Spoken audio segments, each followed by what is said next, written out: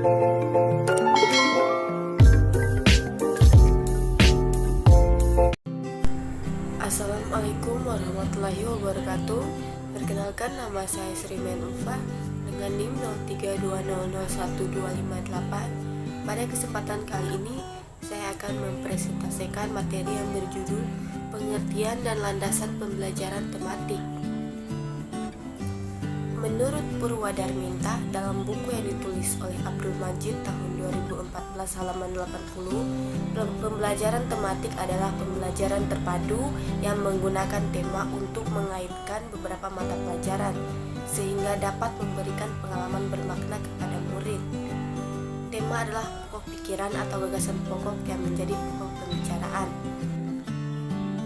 Menurut Hadi Subroto dalam buku yang ditulis oleh Trianto tahun 2010 halaman 57, pembelajaran terpadu adalah pembelajaran yang diawali dengan suatu pokok bahasan atau tema tertentu yang dikaitkan dengan pokok bahasan lain, konsep tertentu yang dikaitkan dengan konsep lain, yang dilakukan secara spontan atau dirancangkan, baik dalam suatu bidang studi atau lebih, dan dengan beragam pengalaman belajar anak, maka pembelajaran menjadi lebih bermakna. Menurut buku yang ditulis oleh Abdul Majid tahun 2014 halaman 80, pembelajaran tematik merupakan salah satu model pembelajaran terpadu atau integrated instruction yang merupakan suatu sistem pembelajaran yang memungkinkan siswa baik secara individu maupun kelompok aktif menggali dan menemukan konsep serta prinsip-prinsip keilmuan secara holistik, bermakna, dan otentik.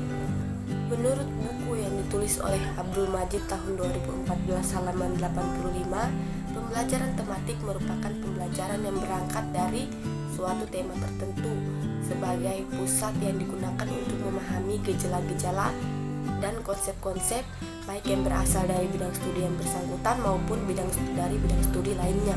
Pembelajaran tematik adalah pembelajaran terpadu yang menggunakan tema untuk mengaitkan beberapa mata pelajaran sehingga dapat memberikan pengalaman bermakna kepada siswa. Tema adalah pokok pikiran atau gagasan pokok yang menjadi pokok pembicaraan.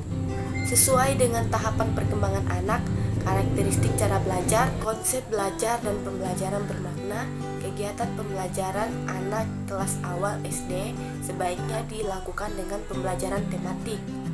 Landasan pembelajaran tematik ada 3, yakni 1. Filosofis, 2. Psikologis, 3. Yuridis. Landasan filosofis pembelajaran tematik terbagi atas 3 bagian, antara lain: pertama, progresivisme. Aliran progresivisme memandang proses pembelajaran perlu ditekankan pada pembentukan kreativitas, pemberian sejumlah kegiatan, suasana yang alamiah atau natural, dan memperhatikan pengalaman siswa. 2. Konstruksivisme. Aliran konstruksivisme melihat pengalaman langsung siswa atau direct experience sebagai kunci dalam pembelajaran.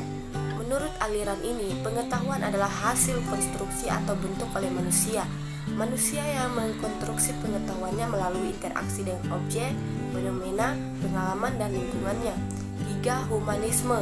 Aliran humanisme melihat siswa dari segi keunikan atau kekhasannya, potensinya, dan motivasi yang dimilikinya.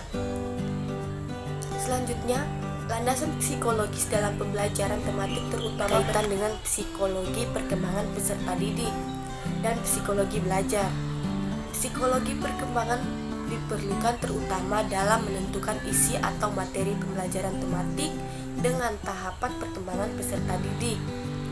Psikologi belajar memberikan kontribusi dalam hal bagaimana isi atau materi pembelajaran tematik tersebut disampaikan kepada siswa dan bagaimana pula siswa mempelajarinya. Landasan yuridis dalam pembelajaran tematik berkaitan dengan berbagai kebijakan atau peraturan yang mendukung pelaksanaan pembelajaran tematik di sekolah dasar.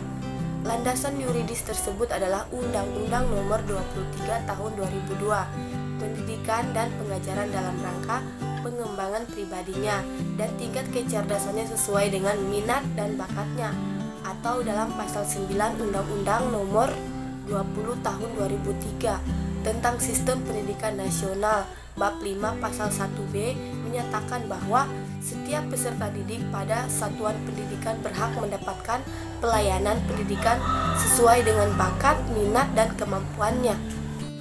Hakikat pembelajaran tematik lebih menekankan pada penerapan konsep belajar sambil melakukan sesuatu, pembelajaran bersifat holistik atau utuh, dan keterlibatan siswa dalam proses belajar secara aktif dalam proses pembelajaran. Itulah sedikit pemaparan dari saya. Lebih dan kurangnya mohon dimaafkan. Wabillahi taufiq wal hidayah. Wassalamualaikum warahmatullahi wabarakatuh.